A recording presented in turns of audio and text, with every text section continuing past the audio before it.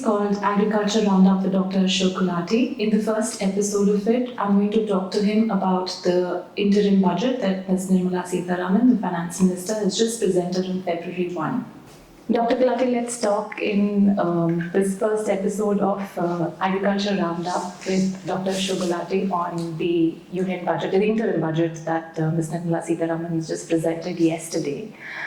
She has presented this budget at a time when the political mood is considered quite in favor of the government, and therefore she has felt no compulsion to make any changes in any tax proposals, unlike what happened in previous budgets, interim budgets. The PM Kisan, in fact, came in an interim budget. But do you think she has adequately and sufficiently responded to the agriculture conditions in the country, given that the government's national account estimates show that agriculture may slow down, agriculture growth may slow down? And also your research shows, you've written about it also, that real wages in rural areas, both agriculture and non-agriculture wages, are not really doing all that well, and that has implications not only for a large part of the population, but also for consumption spending in the economy. So against this backdrop, has the Finance Minister responded sufficiently to the agriculture sector's needs? Good. Thanks for having me on your show. And let's start with a positive note. First thing is that she has avoided distributing revenues, right? So there is a fiscal consolidation that was needed, and she has done much better than what most of the people or the market had expected. Already, instead of 5.9, it is 5.8 going to be, and then for the next year, she has brought it down to 5.1, at least the budgeted one. I don't think market had expected such a dramatic consolidation on the fiscal deficit. And that's primarily because not too much of freebies have been given, whereas the tax buoyancy is very much there. So good revenue and not too much of freebies. So she needs to be complimented for that. So from macro perspective, they are very confident today that growth is good, inflation is not out of control, very much there, foreign exchange reserves more than comfortable. And then on top of that, I think icing on the cake has been the Ramlala, the conspiration that was that, and he connected with the entire India, I would say, on that, and that has given them a boost. And then Nitish going back to NDA and opposition getting somewhat disarrayed, I think they are very confident that they are coming back to power. So I think the real budget will come in July, what they want to do for the next 5 years or even 10 years. That's the vision, because Prime Minister has been talking about all through Sankalp for Viksit Bharat by 2047. So he has a very long-term vision. And now with this confidence that they are likely to be, I would say, it's never 100%, but 90%, 95% chance seems to be that they will be back in. Let's get to agriculture now. Agriculture this year, 23-24, there is 1.8% growth that is expected. This is the first advanced estimate of the government itself. It's a massive drop from 4% last year and 3.5% before that. So the agriculture has been under some stress this year. And I, for one, because I track agriculture very closely, I was expecting some generous investment in agriculture. She has done good for dairying and animal husbandry, fisheries side, because they could not invest last year what was budgeted for them. So if you look from the revised estimate, it went up by about 26%. But Ministry of Agriculture it is literally a flat 0.6% increase in the budget. That means in real terms, if your inflation is hovering between 5 to 6%, then in real terms actually you are cutting down there. So where it is going? In the agri-food space, you would see that there was an increase in the revised budget on the Manrega, massively 43% increase in Manrega allocation. They had planned for 60,000 crores and they ended up with the 86,000 crores. So given that, I think you can also see much higher expenditure on Manrega as a result of stress in agriculture. And the fact that you alluded to that, there is somewhat constant or even dipping of real wage rates in the agriculture sector also reflects more dependence on Manrega. So something is not good within agriculture, it's not vibrant. Overall, if you look at 10 years of growth rate of Modi period, so-called, agriculture is 3.5%, if you include this year also. It is the same what was there in Manmohan Singh period, UPA period. So literally agriculture, what we call the Hindu rate of growth of 3.5% for 20 years. It's not bad, but it's not good enough. Because largest number of workforce, 45.8% in 22-23, is dependent and engaged in agriculture. The meaning of inclusive growth is when the largest number of working people, they get better growth prospects. Also, Dr. Gulati, until and unless the agriculture sector and the rural sector does well, how much can the urban consumption economy support overall GDP growth? Eventually, for growth to be sustainable.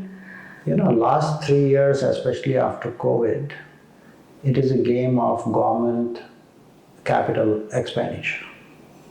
That's how you could get some mileage. Yes, that was needed, but then you had to borrow. So your fiscal deficits are pretty, and we say that 3%, and you are still at talking 5.1% in the best scenario case. So it will take you quite a lot, and that's borrowing. But it's higher than what it was when Mr. Modi became the Prime Minister. Yeah, of course. So the question is, then you have to pay interest on that. So 20% of your budget goes just to pay for the interest on the borrowings. And the strategy you're saying has so far not shown results, at least for the agriculture and the rural sector. No. It needs some special... I think they need some good advice and a strategy and perseverance on that path. I'll give you the example. Within agri-food space, what is the biggest item? It is the food subsidy. Okay? Which was budgeted at, food subsidy was budgeted at 1.97 trillion rupees. That is 1,97,350 crores. It turned out to be revised budget was even more than that, 2,12,000 crores. Now look at this, food subsidy is bigger than the entire budget of the Ministry of Agriculture. That shows a clear bias towards consumers. Then you look at the fertilizer subsidy. Fertilizer subsidy, the revised budget is 1,88,000 crores. Now that subsidy actually, it's causing a lot of distortions in the market, but that keeps the MSP prices low because lower input costs and therefore output prices are low. Ultimately, this is a pass on to the consumer. Even fertilizer subsidy ultimately ends up by keeping the prices low, it is benefiting the consumers more. So you're saying that the food management of the economy is not good for farmers. It is pro-consumer. That's right. But also, increasingly, are we not seeing that it's moving away from the market economy because the government is... Government has made minimum support price as the maximum support price. If the market price is high, like in wheat and rice, they unloaded wheat and rice. Wheat, they are planning about 10 million tons in 23-24, unloading at below the economic cost of FCI and Disrupting the suppressing the market price and bringing it down to the minimum support price. The whole idea of minimum support price was the minimum price. If the market is giving a higher price, farmers should take that. And at the consumption end, they are also getting into Bharat Atta and Bharat rice and. So once you have given free food to more than 800 million people, then bringing prices down, whom are you protecting? You and me? At the cost of the farmer? This is where the problem with the policy is. And they're displacing the private business. Literally de facto nationalization, because you have banned exports, you have put stocking limits on the traders, and then you are unloading, literally dumping in the country to bring the prices down. So where is the farmer? And then you say we will give PM Kisan, which is 6,000 rupees, 60,000 crores. It was in 2019. The real value of that has declined. And government is doing all of this, edging out the private sector from the food economy at a time when jobs creation is not as much as the labor force needs it to be, which will also reduce the number of jobs that could have been generated in this sector. Sure. I mean, it's surprising to me. Earlier we thought that government will be more pro-private sector and it will go in the direction of market economy. But in the biggest commodities of agriculture, at least, they are going in the reverse direction. And the only thing is we have to control prices. We have to control prices. But at whose cost? Once you have given the protection to 800 million people, then it is you and me who will get the benefit, or others who are better off at the cost of the farmer. So farmers' income cannot go up. Today nobody is talking of doubling farmers' income. Has there been any paper by the government? What happened to that 7 years of, everybody was talking about doubling of farmer income. But farmers, government can always come back and say, I'm very happy because we are giving them MSP and a reform, the NBS reform in fertilizers has been reversed. There is a massive distortion in the fertilizer market. I'll give you a few facts. Fertilizer subsidy, which is bigger than the whole budget of a Ministry of Agriculture. There was economic survey that had estimated in 2015-16, there is a chapter in that there is a massive diversion of urea to non-agriculture uses. They put the figure at about 41%. Even today, after neem coating and this and that, our ground information is 20 to 25% of urea is diverted to non-agriculture uses and even across the borders. Now, if you can directly give money to the farmer, you will plug all this leakage, which will be 50,000 crores of savings. Look at the other side. Earlier, when you used to put 1 kilogram of NPK, it used to give a response in terms of food grain production of 11 kg. For our viewers who don't know what NPK is. Nitrogenous, phosphatic and potassic fertilizers, that is NPK. This is a combination in which fertilizers are applied. Earlier, the response coefficient to a kilogram of fertilizer was more than 10, 11 actually when this subsidy process started in 1977. Today it is about 2.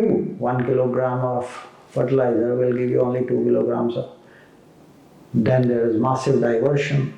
The granular urea that you use when you throw in the field, the plant consumes only 35% of that. The rest of nitrogen is released in the environment as nitrous oxide, which is 273 times the carbon equivalents. Or it goes into the groundwater and creates high nitrate content and makes groundwater non-potable. So I feel it is not just lethargy and lack of understanding. I mean, we have the best political power today in the country, in the sense that if they want to do, they can. But they need to communicate with the farmers and reform this regime. And they can easily save 50,000 crores without adversely hurting the farmer. Farmer will also get better. You can give drip, you can give sprinklers. The nutrient use efficiency will go up from 35% to 90%. And greenhouse gas emissions you can almost abolish. All these potential benefits are waiting to be reaped right on your table. And today, politically, you are in a very strong position. And nobody is a better communicator than the Prime Minister himself. Let him communicate with the farmers. When he says, and I like that instead of talking about caste census and all that, where most of the opposition parties are stuck, they want to take perhaps India back 50 years on the caste system. He says, my new costs are basically the farmers, the women, the youth, and the poor. So poor, you are giving free food. What are you giving to farmers? Fertilizer subsidy, massive diversion, massive environmental disaster, overuse of N, nitrogen versus P and K, so they get greenery, not grain, so low response coefficient. It is waiting for reforms. And there are options. You have streamlined diesel, you have streamlined the cement sector, you have streamlined the steel sector earlier, all these reforms were done. Why not fertilizer? So I would say and urge this government with all the political power and the great communication skill of the Prime Minister, I think he should engage with the farmers, and all this diversion that is taking place in non-agriculture uses, that benefit should be given to the farmers. And then you see the vibrancy in agriculture. Agriculture is 3.5% for 20 years. So what is this growth all about? 7.3, this, that. The largest chunk of people are in agriculture. So if they are not gaining, then I'm sorry, at least I cried. These are legacy issues, and just like previous governments, this government has so far not shown any signs of tackling them. Perhaps they will once elections are done and whichever government comes to office. But there are also new challenges for agriculture sector emerging. Can they wait until the July budget, for instance, climate? Climate is an issue, because first sector that will be immensely impacted by climate change is agriculture. If the temperature goes up by 1 degree, you will lose at least 5% of wheat. And this February is a very critical month. If suddenly there is a spike for a week in the temperature, you are down by 5 million tons. Now, to tackle that and create climate resilient agriculture, you need to invest in agriculture R&D. Right? Agriculture R&D budget, flat, literally same, 0.6%, 0.7% increase. In real terms, it has gone down because inflation is 6%, 5.5%. So you are not increasing the agriculture R&D budget, where 1 rupee investment can give you 5 to 10 times more.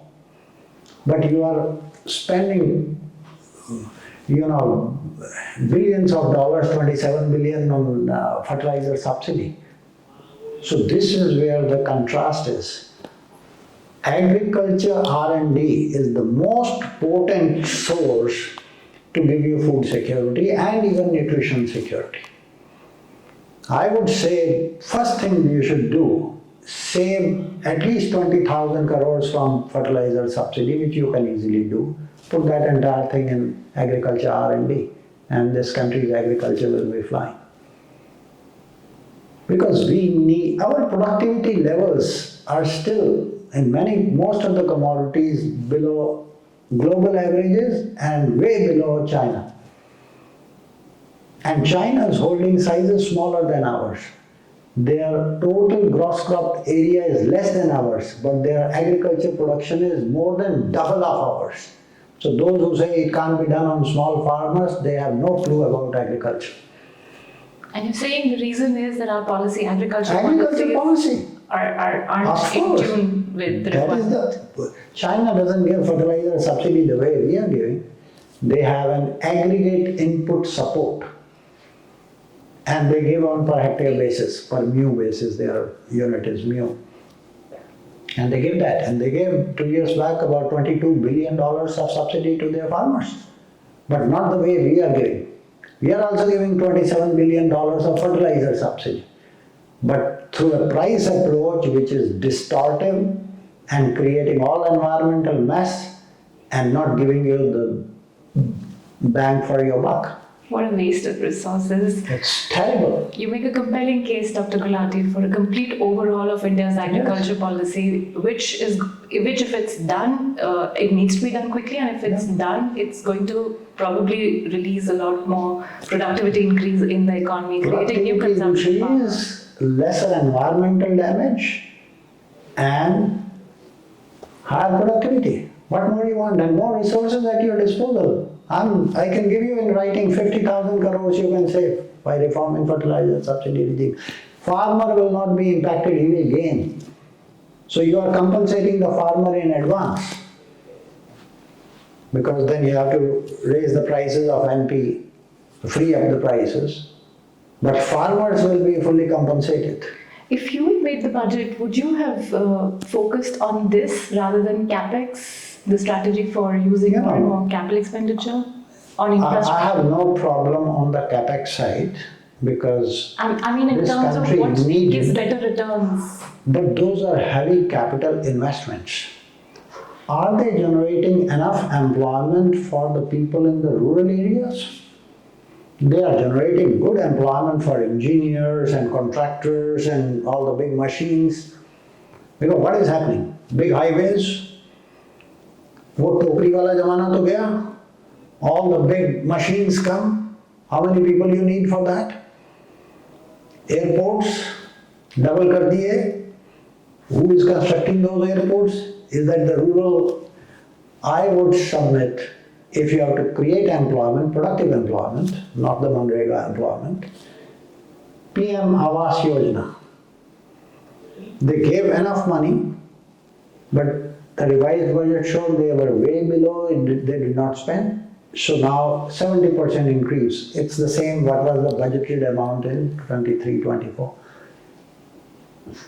That will create rural employment because you don't need heavy machines to build houses in the rural areas, right? So those Gramin Sadak Yojana, PM Awas Yojana, this Nal Se Jal, in every house, those types of things, all tanks, Prime Minister Modi, when he was the Chief Minister, he had started off something called Khet Talaudi in Gujarat. And he asked all the farmers, 5% of your area should be a pond to recharge groundwater. So whenever it rains, it will recharge. And he used Manrega for that. Why not put Manrega money of 86,000 crores in building PM Awas Yojana? Make no jhuggi should be visible in the rural areas. All should have a pakka house, minimum 2 rooms, with a toilet attached, double picked. If you can do that, 86,000 crores of that, plus 54,000 crores, how much is this 50, PM Awas, 54,000 crores of that. Combine the two and massive drive so that within the next 3-5 years, all jhuggis become a history. There seems to be this thinking in the ministry, and this is my last question to you, that capital expenditure has a larger multiplier for overall GDP growth. Is that a misconception relative to the recommendation that you have given for rural spending, rural infrastructure spending?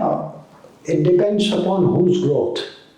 Just taking growth of 7%, I think you are keeping your eyes closed. Right? It is good, 7%, but if it is coming from you and me, we don't have an employment problem. Question is it inclusive growth? Is the bottom being lifted enough? And that is getting reflected. They are not getting jobs, and therefore Manrega is piling up. Wage rates are stagnant in the rural areas. Those are the signs, if you want to read. So I'm not against growth, but even that growth has not been able to, in a way, bring in the capital investments yet, because private sector, it's the government spending, private sector is yet to bite that bullet, because they feel if the demand is not there for their goods, you talk to FMCG players, Unilevers of this world, and they say rural demand is slackening. It's not giving fillip. They don't have any income. If in rural areas they have a household income of 20,000, 25,000 rupees, think about it, they feel comfortable. And for you and me, we talk in terms of lakhs. So your growth and my growth will not solve the problem of the masses. I suppose, Dr. Gulati, you're giving the solution for how to ensure that high growth is sustainable high growth. It's inclusive, and probably that's what it would take for India to become a developed economy, which is what Ms. Nirmala Sitharaman said the July budget, if she were to present it, would focus on. Thank you so much. Thank you. Thank you for having me.